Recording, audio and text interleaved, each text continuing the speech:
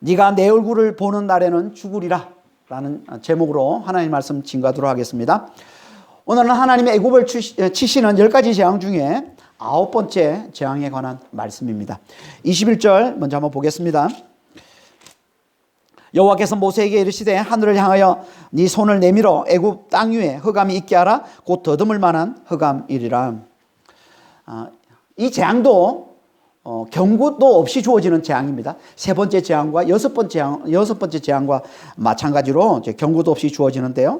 이렇게 세 번째 재앙 때마다 이 경고도 없이 주어지는 건 어떤 의미라고 했습니까? 완악한 자에 대한 하나님의 진노가 한계가 있음을 보여주는 거라고 그랬죠. 그러니까 완악할수록 하나님은 더 크게 진노하셔서 경고도 없이 더 큰 재앙을 내리신다는 거예요. 그래서 계속 완악한 이 바로와 애굽 백성들에게 하나님은 또다시 경고도 없이 더 큰 재앙을 내리시는데 그 재앙이 뭐라고 합니까? 애굽 온 땅에 흑암이 덮이는 거. 근데 그 흑암을 어떤 흑암이라고 합니까? 더듬을 만한 흑암이라고 얘기합니다. 더듬을 만한 흑암. 이 말은 손으로 더듬고 다닐 만큼 짙은 흑암 또는 손으로 만질 만큼 짙은 흑암이라는 뜻입니다. 그러니까 이게 아주 짙은 흑암을 말하는 거예요. 그래서 22절, 23절의 앞부분, 23절 앞부분까지 보면 이렇게 말씀하고 있습니다. 모세가 하늘을 향하여 손을 내밀매 캄캄한 흑암이 3일 동안 애굽 온 땅에 있어서 그동안은 사람들이 서로 볼 수 없으며 자기 저소에서 일어나는 자가 없으되. 캄캄한 흑암, 이거는 흑암을 반복하고 있는, 흑암이라는 단어를 반복하고 있는 거예요, 지금. 그러니까 흑암의 흑암, 이런 말이에요. 캄캄한 흑암. 그러니까 이건 하나님의 심판으로 인한 아주 짙은 흑암을 말하는 겁니다. 이렇게 빛이 하나도 없는, 너무나 짙은 흑암이 온 땅, 애굽 온 땅을 덮어버리고 있는 것. 이게 애굽을 치시는 9번째 재앙인 흑암 재앙이라는 거예요. 왜 하나님이 세 재앙씩, 세 번씩 있는 이 9번째, 이 마지막 재앙이잖아요. 세 재앙씩, 세 번씩 있는 마지막 재앙이 9번째 재앙이잖아요. 이걸 흑암 재앙으로 치시는 걸까요? 물론, 아직 10번째 재앙이 남아있긴 합니다. 하지만 이 흑암 재앙의 연장선에 있는 재앙이에요. 10번째 재앙은. 10번째 재앙이 뭐예요? 장자의 죽음의 재앙이잖아요. 그러니까 흑암과 이 죽음, 이 사망은 연결되는 거예요. 성경에서 자주 흑암과 사망은 같은 의미로 자주 쓰고 있습니다. 이사야서 9장 2절에 보면 흑암에 행하던 백성이 큰 빛을 보고 사망의 그늘진 땅에 거주하던 자에게 빛이 비치도다. 이 흑암과 사망을 같은 의미로 쓰고 있는 거죠. 그러니까 9번째, 10번째 재앙은요, 서로 연결되는 마지막 재앙으로 보시면 됩니다. 왜 하나님이 이 마지막 재앙을 흑암 재앙으로 치시는 걸까요? 그건요, 이걸 통해서 애굽의 주신인, 애굽의 최고의 신, 애굽의 주신인 태양신을 박살내심을 보여주기 위해 그런 겁니다. 애굽은요, 많은 신들 중에 많은 신들을 섬기고 있었는데 그 중에 태양신 라 또는 레라고도 하는데 라라고도 하고 레라고도 하는데요, 이 태양신을 최고의 신으로 섬겼던 겁니다. 그들에게 빛을 가져다 주는 이 태양이 그들에게 생명과 최고의 풍요를 가져다 준다고 믿고 그걸 최고의 신, 최고의 우상으로 섬겼던 겁니다. 그래서 애굽 왕 바로를 태양신의 아들이라고 칭했던 거예요. 그들의 주신, 그들의 최고의 신, 이 태양신의 아들로 여겼던 겁니다. 이렇게 그들의 최고의 우상, 최고의 신을 완전히 박살내심을 보여주는 것, 이게 흑암 재앙인 거예요. 그래서 3일 동안 온 땅이 흑암이 되게 하셨다라고 얘기를 하고 있는 거예요. 3일 동안. 이 3은 완전의 수죠. 완전수입니다. 3일 동안 흑암이 됐다는 건요, 태양이 빛을 완전히 잃었음을 얘기하는 거예요. 다시 말해서 애굽 백성이 최고의 신으로 섬기던 이 태양이 그 빛을 완전히 잃어버렸음을, 그 신이 완전히 박살났음을 상징적으로 보여주는 거예요. 이게 애굽 온 땅이 3일 동안 흑암이 된 겁니다. 이건 마치 예수님이 십자가에 달려 죽으셨을 때 완전한 죽음을 나타내기 위해 3일 동안 무덤에 장사되신 것 같은 거예요. 완전히 죽으신 그분이 그 죽음을 박살내고 죽은 자 가운데 다시 살아나신 부활의 놀라운 능력을 강조해서 말씀하고 있는 것. 이게 그리스도께서 우리 죄를 위해 죽으시고 장사 지낸 바 되셨다가 사흘 만에, 3일 만에 다시 살아나셨다는 겁니다.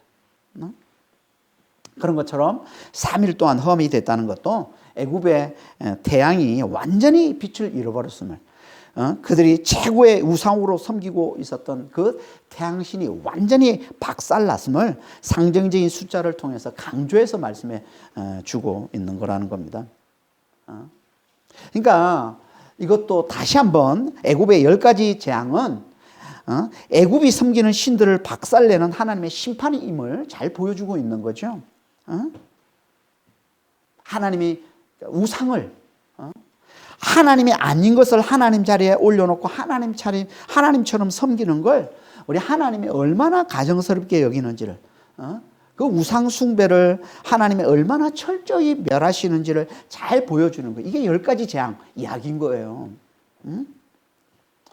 이건 제가 계속 말씀을 드리지만 지금 우리에게도 하나님께서 계속 주시는 도전인 거예요. 우리도 하나님 아닌 걸 하나님 자리에 올려놓고 하나님처럼 섬기는 게 있다면 하나님보다 그걸 더 사랑하고 하나님보다 그걸 더 위하고 그걸 열심히 잘 섬기는 게 있다면, 그게 뭐든, 그게 돈이든 그게 명예든 그게 자식이든 그게 가족이든 하나님은 그걸 반드시 철저히 멸하신다는 겁니다.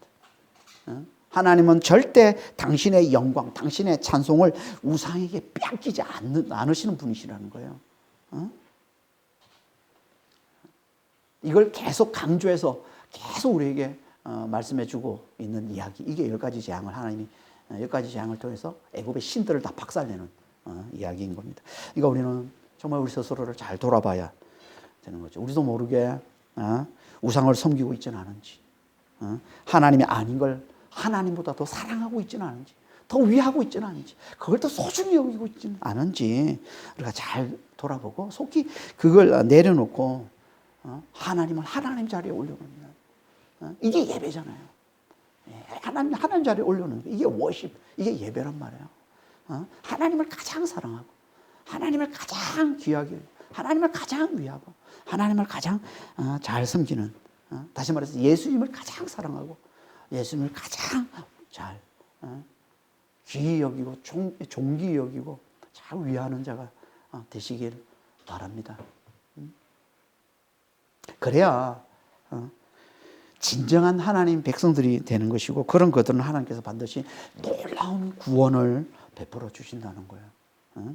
그들은 절대 재앙을 당하지 않게 해주신다는 거예요. 그걸 말씀해 주고 있는 게 23절 후반절 말씀이잖아요. 23절 후반절을 보겠습니다. 온 이스라엘 자손들이 거주하는 곳에는 빛이 있었더라. 애굽 온 땅에는 흑암이, 짙은 흑암이 뒤덮고 있는데 이스라엘 자손들에게는 빛이 있었더라. 다시 한번 하나님의 구별하심을 보여주고, 구별하심을, 믿는 자와 믿지 않는 자, 하나님 백성과 하나님 백성이 아닌 자, 하나님 구별하고 계신 거예요. 하나님 왜 이렇게 구별하신다고요? 우리가 앞에서 8장 22절에서 하나님께서 그 이유를 말씀해 주고 있잖아요. 그 이유가 뭐라고요? 하나님이 이 땅 한가운데 계신 여호와이심을 온 세상이 알아보도록. 하나님 이 땅 한가운데서 이 땅을 다스리는 만유의 주가 되셔서 당신의 백성들은 반드시 구원해 내시는 분이심을 온 세상이 알도록, 온 세상이 깨닫도록 하기 위해서 하나님이 이렇게 구별하신다는 겁니다. 그러니까 하나님 지금도 예수 안에서 우리를 구별해 주시는 거예요. 예수 안에서. 예수를 믿는 자는 예수 안에서 반드시 놀라운 구원을 누리게 주시고, 예수 안에서 성령으로 말미암아 반드시 십자가의 그 영원한 사랑, 그리고 부활의 그 놀라운 능력을 반드시 누리게 해주시고, 자유와 기쁨과 이 평강과 이 안식을 성령으로 말미암아 반드시 누리게 해주시지만, 그렇지 않은 자들, 예수 밖에 있는 자들은 반드시 고통과 슬픔을 당하게 하신다는 거예요. 그렇게 해서 이 땅 한가운데 계신 만유의 주이심을, 우리 하나님이 이 땅 한가운데 계신 만유의 주 여호와이심을 온 세상에 알도록, 온 세상에 깨닫도록, 그렇게 예수 안에 있는 자와 예수 밖에 있는 자를 그렇게 구별하신다는 겁니다. 그러니까 우리는 정말 예수 안에서 성령으로 말미암은 이 십자가의 사랑과 이 부활의 능력을 잘 누리는 자가 되셔서 이 자유와 이 기쁨, 이 평강을 좀 잘 누리는 자가 되셔서 이 하나님이 이루고자 하는 하나님이 만유의 주심을 온 세상에 드러내고자 하는 이 뜻을 잘 이루어 가시는 여러분 되시길 바랍니다. 우리가 예수를 믿으면서도 이걸 잘 누리지는 못하는 건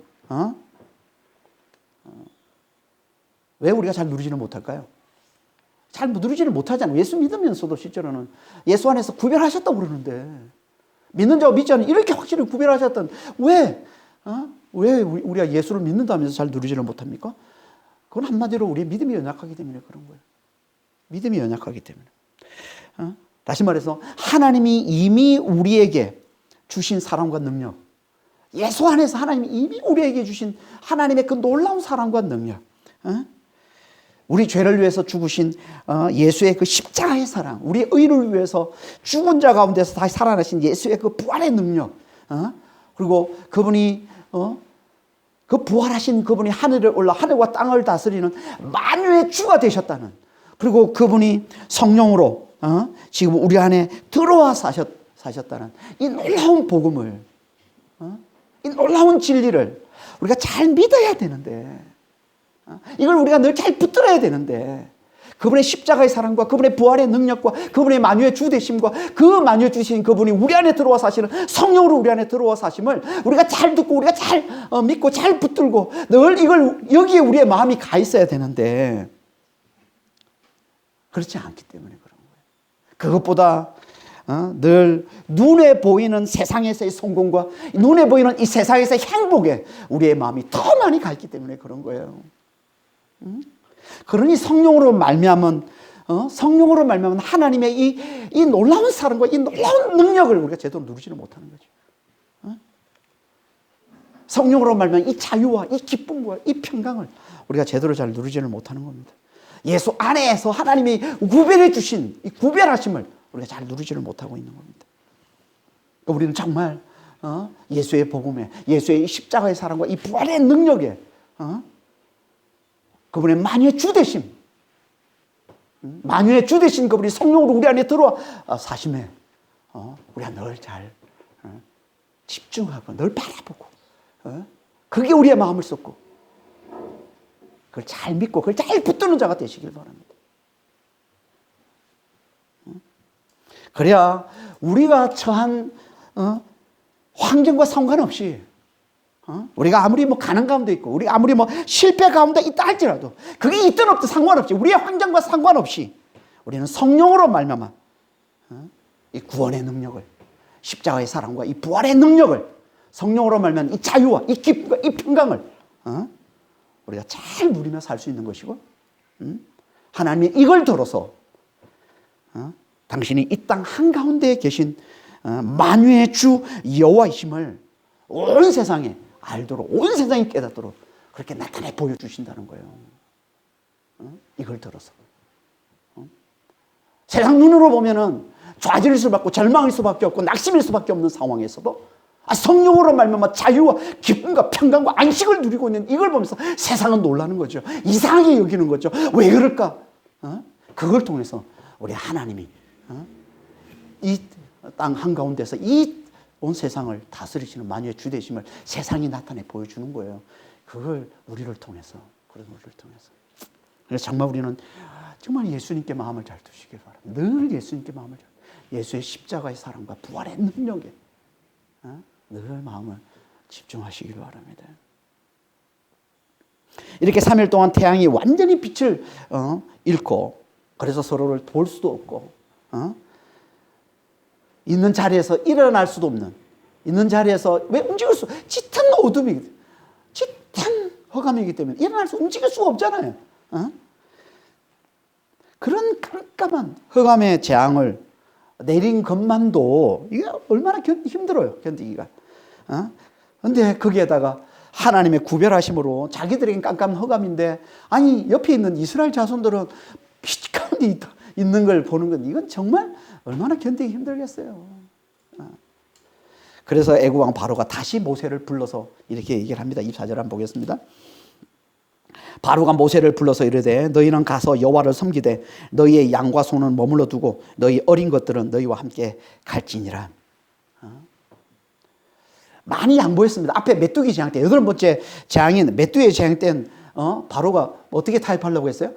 남자 장정들만 가라. 이렇게 타협해요. 남자 장정들. 남자 장정들. 너희가 원하는 게 예배 아니냐. 그러면 남자 장정들만 가서 예배 드리면 되는 거 아니야. 그래서 남자 장정들만 내보내려고 했는데 여기서는 아주 크게 양보를 합니다. 남자들만 아니라 여자들도 아이들도 남녀노소 가리지 다 데려가. 다 데려가. 다만 짐승들만 남겨도 소와 양만 남겨도 그러는 거예요 지금. 바로 입장에서 보면 진짜 크게 양보한 거 아니에요? 응?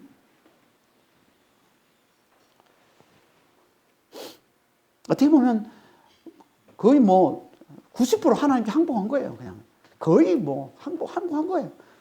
바로 입장에서 아마 그렇게 내가 다 양보했어. 다 요거만 야 내 체면 좀 살려줘. 이거 그냥 소양 요거만 내가 임질로 붙들고 있을 테니까 체면 그런 식이죠 마치. 다 양보야. 다 항복한 것처럼 보여요, 그렇죠? 하지만 90% 항복은 항복이 아닙니다. 그렇죠? 항복이라는 건 100%지 90%가 어디 있어요? 아무리 많이 양보하고 다 양보했다 했어도 그건 타협일 수밖에 없는 것이고 절대 항복이 아닙니다. 다시 말해서 그건 아직도 여전히 하나님 앞에 완악한 것이고 절대 하나님께 순종하는 게 아니라는 겁니다. 그래서 90% 순종은 순종이 아니에요. 그래서 우리가 지난 시간에도 살펴봤지만 90% 하나님께 순종했던 사울 왕이 하나님께 그 사울 왕에게 하나님이 어떻게 말씀하십니까? 사무엘상 15장 22절 23절에 순종이 제사보다 낫고 듣는 것이 순양의 기름보다 나으니 거역하는 것은 점치는 죄와 같고 완고한 것은 사신 우상에게 절하는 죄와 같음이라 왕이 여호와의 말씀을 버렸으므로 여호와께서도 왕을 버려 왕이 되지 못하게 하셨나이다. 사울 왕이 거의 다 순종했거든요. 왕만 살려주고 그리고 아주 살찐 짐승 소와 양처럼 아주 값진고 거 다 죽였어요. 다 죽이라고 그래서 진짜 다 죽였어요. 그런데 그거 보고 하나님이 하시는 말씀이 이 말씀인 거예요. 이 말씀이 나를 버렸어 너 이런 거예요. 내 말을 버린 건 나를 버린 거야. 그러니까 나도 너를 버리겠어 이렇게 얘기하고 있는 것이죠. 그러니까 하나님의 원하시는요 100% 항복 순종인 겁니다. 순종. 그것이 바로에게 뭐예요? 내 백성을 다 내보내서 나를 예배토록 하라는 거예요. 사람들뿐만 아니라 남녀노소 사람들뿐만 아니라 그들이 희생제물로 바쳐야 될 그 짐승까지 양과 소까지 다 내보내는 거예요. 이게 하나님이 원하시는 항복이요 순종이라는 거죠. 그래서 하나님이 모세를 통해 이렇게 말씀하시는 겁니다. 25절 26절입니다. 모세가 이르되 왕이라도 우리 하나님 여호와께 드릴 제사와 번제물을 우리에게 주어야 하겠고 우리의 가축도 우리와 함께 가고 한 마리도 남길 수 없으니 이는 우리가 그 중에서 가져다가 우리 하나님 여호와를 섬길 것이며 또 우리가 거기에 이르기까지는 어떤 것으로 여호와를 섬기는지 알지 못함이니이다. 25절에 나오는 이 말씀은요 오히려 이런 말이에요. 오히려 왕이 우리에게 우리 하나님이 여호와께 드릴 제사와 번제물을 내주셔야 할 판인데 아니 못 가져가게 하시다니요. 이건 말이 안 됩니다. 이런 말이에요. 25절에. 그러니 26절에 이렇게 얘기하는 거예요. 우리의 가축도 우리와 함께 가야 됩니다. 한 마리도 남겨놓을 수 없습니다. 왜냐하면 그건 우리가 그 중에서 가져다가 우리 하나님 여호와를 섬길 것이기 때문에 그런 것이고 또 우리가 거기에 도착할 때까지는 어떤 것으로 섬길지 우리가 알지 못하기 때문에 우리가 가지고 있는 짐승을 우리가 다 데려가야 됩니다. 이렇게 얘기하고 있는 거예요.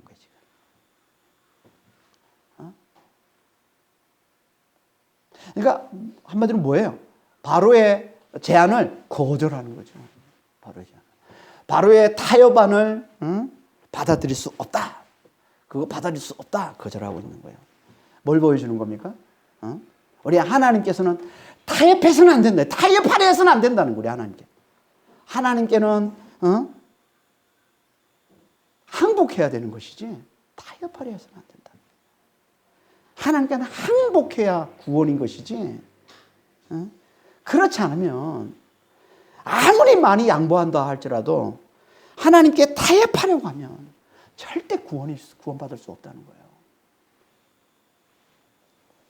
왜 하나님께는 항복해야만 구원이 되는 걸까요? 왜? 그건요 그분이 모든 존재의 권한 만유해 주시기 때문이요 만유이시기 때문인 겁니다.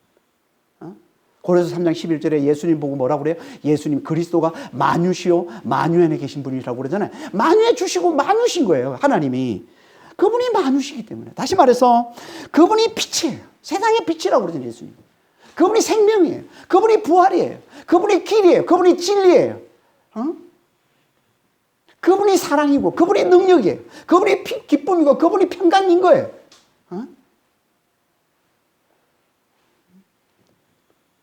그러니까 그 빛, 그 빛 되시고, 그 생명 되시고, 그 사랑 되시고, 그 능력 되시고, 기쁨 되시고, 평안 되신 그분의 그 빛과 그걸 우리가 받아 누리려면 그분께 항복해야지. 그분과 타협해서는 안 된다는 거예요. 그분과 타협한다는 건 무슨 말이에요? 절대 섞일 수 없는 하나님의 빛과 우리의 어둠을 섞으려는 거잖아요. 하나님의 생명과 우리의 죽음을 섞으려는 거잖아요. 하나님의 진리와 우리의 거짓을 섞으려는 거잖아요. 우리 하나님의 사랑과 우리의 미움을 섞으려는 거예요. 섞일 수가 없는 걸 섞으려고 하고 있으니 아니 어떻게 이게 섞일 수가 있어요? 그러니까 그 빛, 그 생명, 그 사랑, 그 능력 그걸 누릴 수가 없는 겁니다. 하나님 앞에 타협하려는 건요 절대 하나님의 복을 하나님이 주시는 그 구원을 누릴 수가 없는 거예요. 그래서 타협하려는 자는 구원을 누릴 수 없다고 하는 거예요. 빛을 누릴 수 없고 생명을 누릴 수가 없고 사랑과 능력을 기쁨과 평강을 누릴 수가 없다는 거예요. 오직 하나님께 항복하는 자만 누릴 수 있는 겁니다. 그러니까 우리 하나님은요 타협의 대상이 아니라 항복의 대상이신 거예요. 그분께는 항복하셔야 되는 거예요. 바울이 이걸 너무 잘 알았잖아요. 그래서 예수님이 강함이시고 자기가 약함이라는 거예요. 약할 때 강함 되시는 분 예수님이잖아요. 그걸 알고는 약함을 받아들여 약함을 기뻐하잖아요. 환영하잖아요. 하나님께 항복하는 거예요. 왜?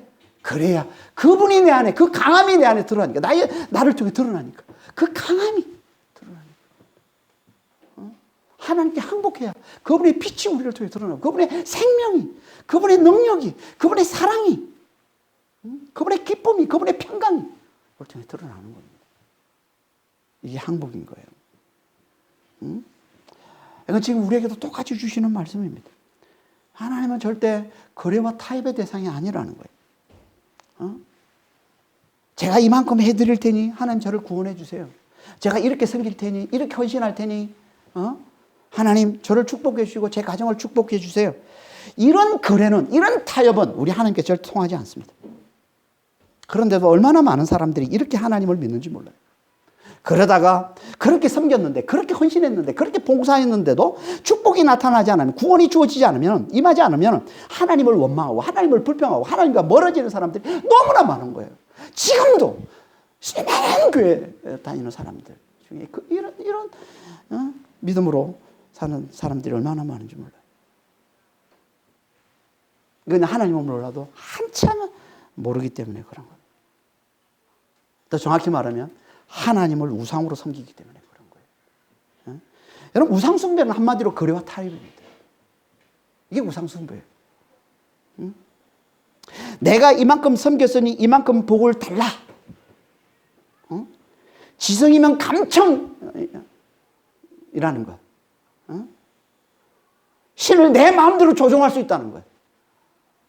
이게 우상 숭배예요.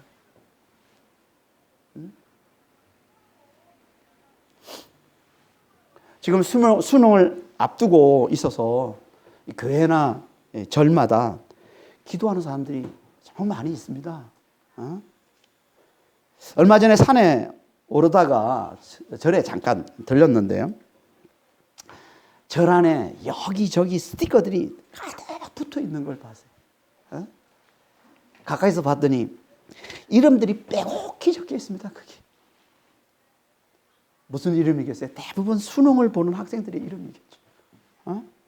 그 스티커를 돈을 주고 사서 거기에 달아놓고 열심히 기도하는 겁니다. 왜 이렇게 열심히 섬기고 이렇게 열심히 기도하는 걸까요? 그 정성을 보고 신이 감동해서 합격의 선물을 안겨줄 거라고 믿기 때문에 그런 거죠. 이게 뭐예요? 이게 정확히 우상 숭배인 거예요. 내 정성을 보고 하나님이 감동해서 내 말을 들어주는 거예요. 지성이면 감천인 거예요.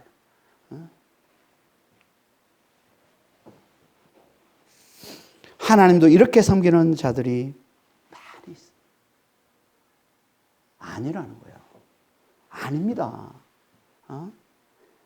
하나님은 절대 우리와 거래하는, 우리가 조종할 수 있는, 거래라는 게 뭐예요?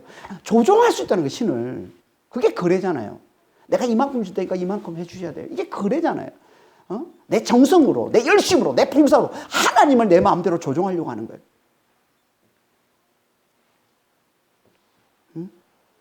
이런 우상이 절대 아니에요, 우리 하나님은. 빨리 깨어나셔야 돼요. 여기서 빨리 깨워서 나와야 돼요. 우리 하나님은 우리의 전부 되신 분이에요. 우리 하나님 우리 생명이신 분이에요. 우리 하나님 우리 삶의 주인이신 분이에요. 우리 하나님은 만유의 주이신 분이에요. 우리 하나님은 만유이신 거예요. 이 우주 전체가 하나님이신 거예요. 감히 그 하나님 앞에 알량한 우리의 몇 가지 내놓고 그거 가지고 하나님을 내 마음대로 조정하겠다는 게 말인가? 이걸 우상숭배라고 하는 거죠. 그분이 내 삶의 주인, 그분의 만유이시, 그분이 만유시고, 그분이 생명이시라는 걸 우리가 잘 알아보고, 그분이 보이지 않아도, 영이시기에 그분은 보이지 않잖아요. 보이지 않아도 늘 그분을, 우리 가까이 우리와 함께 하시고 우리와 하나 되신 만유의 주로 의식하면서 그분의 뜻을 구하고 그분께 순종하는 삶을 잘 살아내는 거예요. 이게 기독교 신앙인 겁니다. 그래서 기독교는 종교가 아니라고 그러는 거예요.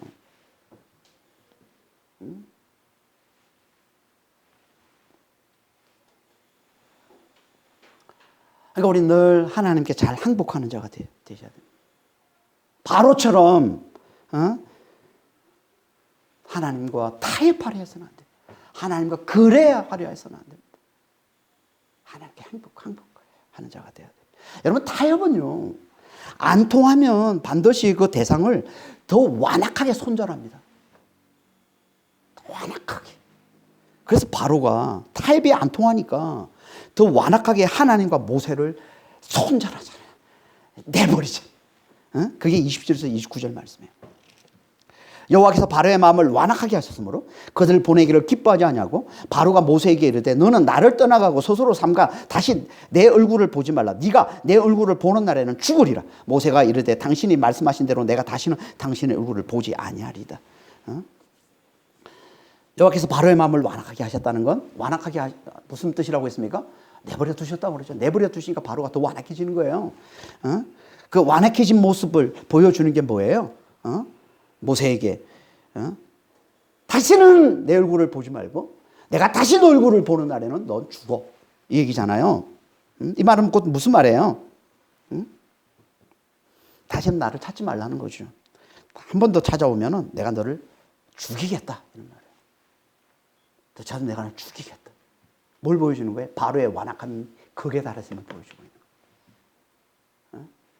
그러자 모세가 어떻게 대답합니까? 다시 찾지 않겠습니다. 다시는 찾지 않겠습니다. 이렇게 대답을 합니다. 그러니까 완악함이 극에 달한 그에게 이제 뭐만 남았다는 거예요? 하나님이 직접적으로 바로와 애굽 백성들을 철저히 멸하시는 마지막 재앙만 남았음을 보여주고 있는 거예요. 이제 다시 안 찾겠습니다. 그러면 하나님이 이제 철저히 바로와 애굽을 멸하시는 그 재앙만 남은 거죠. 다시 말해서 바로가 다시 내 얼굴을 보는 날에는 죽으리라 는 그에게 하나님께서 어떻게 대답하시는 거예요? 내가 먼저 너를 죽이겠다고 대답하시는 것 같은 거예요. 그런 그에게 오히려 하나님께서 그를 죽이시는 마지막 재앙을 그에게 내리심을 잘 보여주고 있는 겁니다. 이건 곧 우리의 완악함이 극에 달할 때 하나님의 철저한 심판이 임함을 잘 보여주고 있습니다. 완악함이 극에 달할 때, 우리의 죄악이 가득 찰 때 하나님의 철저한 심판이 임함을 잘 보여주고 있는 거죠. 그래서 하나님이 아브라함에게 이렇게 말씀하신 거예요. 창세기 15장 13절 16절입니다. 여호와께서 아브라함에게 이르시되 너는 반드시 알라. 너의 자손이 이방에 객이 되고 그들을 섬기겠고 그들은 400년 동안 너의 자손을 괴롭히리니 16절에 너의 자손은 4대 만에 이 땅으로 돌아오리니 이는 아무리 족속의 제약이 아직 가득 차지 아니함이니라. 이건요, 하나님이 아브라함에게 그의 자손이 애굽에서 400년간 노예로 살다가 이제 400년 후 4대 만에 400년 후를 4대라고 표현하는 건요, 이게 당시 아브라함이 100세의 아들을 낳았기 때문에 그런 거예요. 그래서 100세, 100년 한 대로 보는 거예요. 그래서 400년. 400년 후에 해방되어서 이제 가나안 땅으로 돌아오게 될 걸 이제 예언으로 하나님이 아브라함에게 주신 말씀이죠. 근데 왜 400년 후에 돌아온다고 합니까? 그때 아모리 족속은 가나안 여러 족속들 중에 가장 강한 족속이에요. 그래서 지금 가나안 족속들을 대표해서 아모리 족속이라고 얘기하는 겁니다. 아모리 족속의 죄가 그때 아모리 족속의 죄가 가득 차기 때문에. 그래서 400년 후에 그들을 멸하고 그 땅을 아브라함의 자손들에게 주겠다. 다시 말해서 그때 비로소 당신 백성을 구원해 주겠다라고 말씀을 하고 있는 거예요. 그러니까 하나님의 철저한 심판은 죄악이 가득할 때, 죄악이 극에 달할 때, 그때 나타남을 잘 보여주고 있는 거죠. 죄악이 가득할 때, 죄악이 극에 달할 때. 그래서 바로의 완악함이 극에 달하자 하나님이 바로와 애굽을 철저히 멸하는 재앙을 내리시는 겁니다. 그게 우리가 다음 주부터 이제 살펴볼 마지막 10번째 애굽의 모든 장자들의 죽음의 재앙인 거죠. 그리고 그때 비로소 하나님께서 당신 백성들을 온전히 구원해 내십니다. 하나님은 죄악이 극에 달할 때, 죄악이 가득 찰 때, 그때 비로소 악을 멸하고 당신 백성들을 구원해내지. 왜 하나님께서 그렇게 하십니까? 왜 하나님께서 죄악이 가득할 때까지, 죄악이 극에 달할 때까지 기다리셨다가 그때 악을 멸하고 당신 백성들을 구원해내시는 걸까요? 왜? 그 두 가지 이유 때문에 그런 거예요. 엄밀히 말하면 세 가지 이유인데 앞에서 우리가 두 가지는 살펴봤고 오늘 한 가지 더 살펴보려고 합니다. 그 두 가지가 뭐예요? 하나는 그때까지 악한 자들이 회개하고 돌아오길 하나님 기다리시기 때문에 그런 거죠. 하나님 오래 참으시는 하나님이시기 때문에 악한 자들도 다 하나님의 능력을 알아보고 회개하고 하나님께 돌아오길 하나님 계속 기다리시는 거예요. 그래서 앞에서 우리가 9장 16절에서 하나님이 완악한 바로를 살려두시는 이유 두 가지를 하나님이 말씀하시는데 그게 뭐였습니까? 그에게 당신의 능력을 나타내 보여주기 위해서요. 또 하나는 온 세상에 온 땅에 당신의 이름을 알도록 하기 위해서라고 그랬죠. 그러니까 당신의 능력을 바로에게 보여주기 위해서. 그래서 그 능력을 보고서 완악한 그가 그 능력을 계속 보면서 하나님의 능력을 알아보고 하나님께 돌아오기를 하나님 기다리시는 거죠. 또 하나는 그 능력을 나타낸 그걸 본 자들이 아직 그걸 보지 못한 자들에게 복음을 전해서 온 땅에 있는 모든 사람들이 하나님의 능력을 알아보도록 하기 위해서. 그게 우리가 앞에서 살펴봤던 9장 16절 말씀이었던 겁니다. 그러니까 하나님은 완악한 자들을 고통과 근심의 여러 재앙으로 심판하시는 그 하나님의 능력을 보고 하나님께 돌아오길 하나님 간절히 기다리시는 겁니다. 지금도 마찬가지예요. 하나님은 지금도 여전히 그렇게 기다리고 계십니다. 우리 삶 가운데 고통과 근심에 하나님의 이 심판의 능력이 보인다면 속히 완악함을 내려놓고 하나님께 돌아오길 하나님 원하시는 거예요. 속히 예수를 믿고 이 죄에서, 이 자기 중심의 죄에서 속히 벗어나길 하나님이 원하시고 하나님 기다리고 계시다는 거예요. 하나님의 능력을 보고 하나님께 돌아오길 완악한 자가. 그리고 그걸 본 자들이 아직 그걸 보지 못한 자들에게 그 하나님의 능력을 나타내 전해서 온 세상이 하나님을 여호와로 알도록 하기 위해서 하나님께서 악한 자라도 아직도 살려두고 계시다는 거죠. 한 가지 더 이유가 있는데요. 하나님께서 악이 가득할 때까지 악을 멸하지 않고 하나님이 내버려 두시는 또 한 가지 이유가 있는데 그건요. 그걸 통해 우리의 믿음을 연단하시기 위해 그러죠. 우리의 믿음을 연단하기 위해. 우리 생각엔 악을 바로 멸해버리면 좋을 것 같은데, 그렇죠? 그렇잖아요. 악이 있으면 그냥 바로 멸해버리면 좋을 것 같은데, 우리 하나님은 아니시라는 거예요. 그 악을 내버려 두신다는 거예요. 왜요? 그래야 우리가 하나님을 찾기 때문에. 그래야 우리가 하나님을 찾기 때문에. 그러니까 악은 우리의 믿음을 위해 하나님이 쓰시는 도구라는 겁니다. 악은 우리의 믿음을 위해 하나님이 쓰시는 도구예요. 마귀, 사탄, 하나님이 쓰시는 도구입니다. 그래서 아수르, 그 이스라엘을 그렇게 철저하게 짓밟는 그 아수르를 하나님이 뭐라고 그래요? 내 막대기다 그러잖아요. 바벨론 내 종이라고 그러잖아요. 이스라엘을 심판하는 그 바벨론, 그 아수르를 내 종, 내 막대기 이렇게 말씀하죠. 그러니까 하나님이 쓰시는 도구란 말이에요. 악은. 악이 뭐예요? 악이. 악은 생명을 해치는 걸 얘기하는 겁니다. 생명을 해치는 존재, 생명을 해치는 것, 이게 악인 겁니다. 이걸 또 다른 말로 뭐라고 그래요? 생명을 해치는 것. 이걸 다른 말로 뭐라고 합니까? 이걸 환난이라고 그러죠. 이걸 재앙이라고 그러죠. 그러니까 악과 환난은 같은 말이에요. 이사야서 45장 7절입니다. 나는 빛도 짓고 어둠도 창조하며 나는 평안도 짓고 환난도 창조하나니 나는 여호와라. 여기 환난이라는 이 단어가 히브리어로 라아인데, 라아. 이건요, 성경에서 악이라는 뜻으로 더 많이 쓰이는 단어입니다. 라아. 그러니까 악이 뭐라는 거예요? 생명을 해치는 환난이라는 거예요. 아니, 생명을 해치는 걸 왜 하나님 그냥 내버려 두십니까? 왜? 이 환난을, 이 재앙을, 이 악을 하나님 대체 왜 그냥 내버려 두시는 거예요? 왜? 이걸 통해서만 우리의 믿음이 연단되기 때문에 그런 거예요. 그래서 사도 바울이 이렇게 고백하고 있지 않습니까? 로마서 5장 3절 4절에 우리가 환난 중에도 즐거워하나니, 환난 중에도 즐거워하나니 환난은 인내를, 인내는 연단을, 연단은 소망을 이루는 줄 아니라. 환난이 있어야 우리의 믿음이 연단이 된다는 거예요. 여러분, 우리는요, 평안만 있으면, 즐거움만 있으면, 좋은 일만 있으면 절대 우리 믿음 잘하지 않습니다. 절대 우리 믿음 잘하지 않습니다. 생각해 보세요. 빛만 있으면 어둠을 알아볼 수 있나요? 못 알아봅니다. 아니, 어둠이 없으면 빛을 못 알아보죠. 빛만 있으면 빛을 못 알아봅니다. 언제 우리가 빛을 알아봅니까? 어둠이 있어야 빛을 알아보는 거예요. 생명만 있으면 생명을 못 알아봅니다. 죽음이 있으니까 생명을 알아보는 거예요.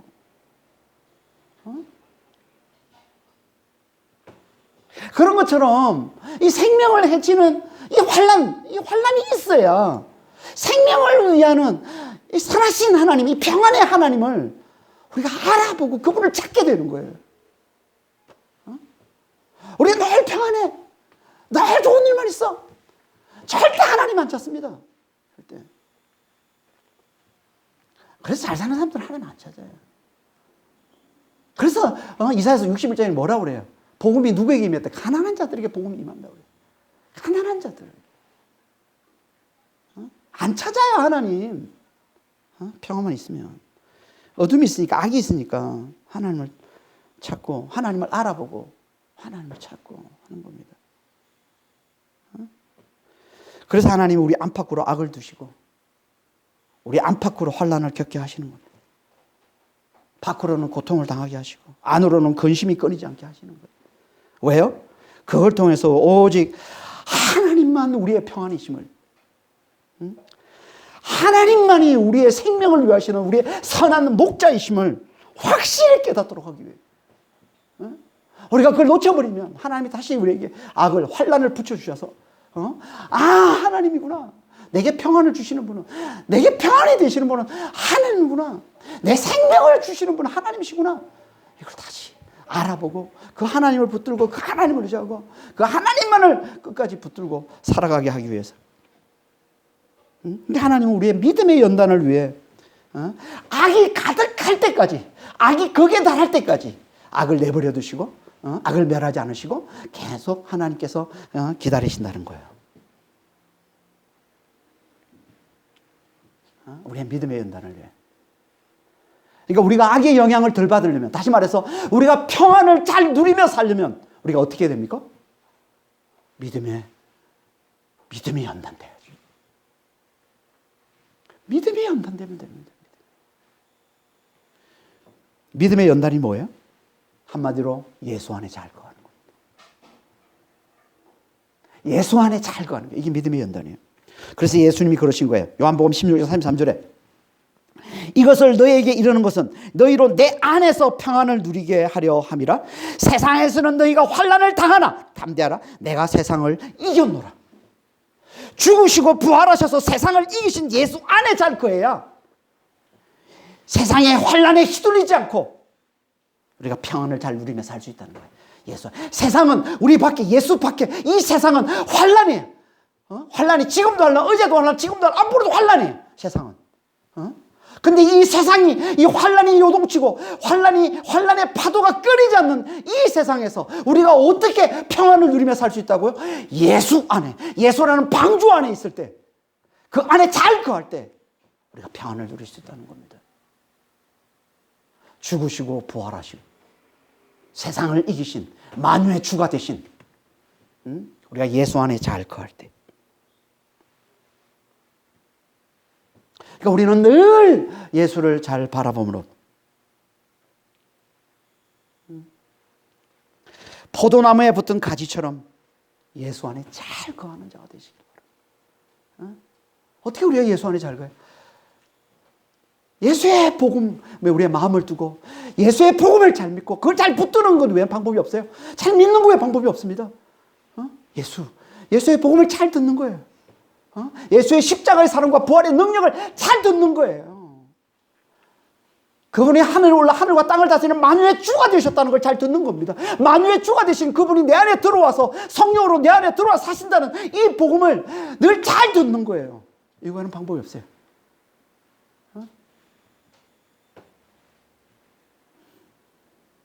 그때 비로소 우리는 포도나무에 붙은 가지처럼 예수 안에 잘 거할 수가 있는 겁니다. 예수 안에 잘 거한다는 걸 더 구체적으로 얘기하면 뭐라고요? 십자가에서 예수와 함께 내가 죽었음을, 자기 중심의 이 죄성으로 살아가던 내가, 자기 중심으로 살던 내가, 이게 죄라고 그랬죠. 죄의 핵심, 자기 중심, 자기밖에 모르는 자기 중심의 죄에 대해 죽었음을 잘 깨닫는 거, 이 예수 안에 잘 거하는 겁니다. 십자가에서 예수님과 함께 내가 죽었음을, 자기 중심에 내가 죽었음을 잘 깨닫는 자가 되는 거예요. 그러면 예수님이 우리 안에 거하시는 거예요.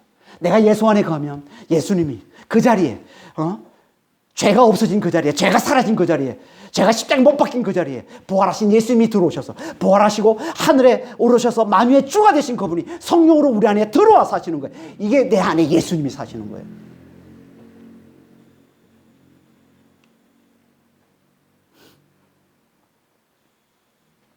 그러면 그분이 우리를 통해서 구원의 풍성한 열매를 맺게 해주신다는 거예요. 빛 가운데, 생명 가운데, 사랑과 능력으로, 기쁨과 평강으로, 자유와 안식으로 살게 주신다는 겁니다. 이 풍성한 열매, 구원의 풍성한 열매를 맺게 해주신다는 거예요. 그러니까 우리는 정말 예수를 늘 잘 바라보고 예수의 마음을, 예수께 마음을 잘 두고 예수님을 잘 붙들고 예수님을 잘 믿는 자가 되시기 바랍니다. 그래서 악이 극에 달할 때까지, 죄악이 가득할 때까지,